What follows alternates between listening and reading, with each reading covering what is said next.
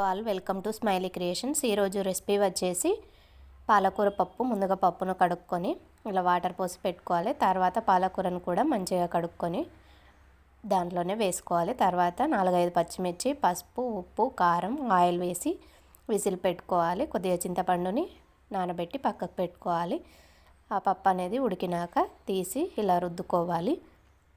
ఇలా మెత్తగా రుద్దినాక పక్కకు పెట్టుకోవాలి. తర్వాత ఒక బౌల్ పెట్టి దాంట్లో ఆయిల్ వేసి జీలకర్ర, ఆవాలు, ఎండుమిర్చి, ఆనియన్స్ వేసి ఫ్రై చేయాలి. అవి ఫ్రై అయ్యాక అల్లం వెల్లుల్లి పేస్ట్ వేసి పచ్చివాసన పోయేంత వరకు ఫ్రై చేసి కొద్దిగా పసుపు వేసి మనం ఉడికించుకున్న పప్పుని కూడా అందులో వేసి ఒకసారి బాగా కలుపుకొని తర్వాత చింతపండు రసాన్ని తీసుకొని దాంట్లో వేసినాక వాటర్ పోసి మూత పెట్టి ఒక 10 నిమిషాలలో మగ్గనివ్వాలి. 10 నిమిషాల తర్వాత మూత తీసి దానిపైన కొత్తిమీరతో గార్నిష్ చేసుకుంటే అంతే, ఎంతో టేస్టీగా ఉండే పాలకూర పప్పు రెడీ. Thank you all.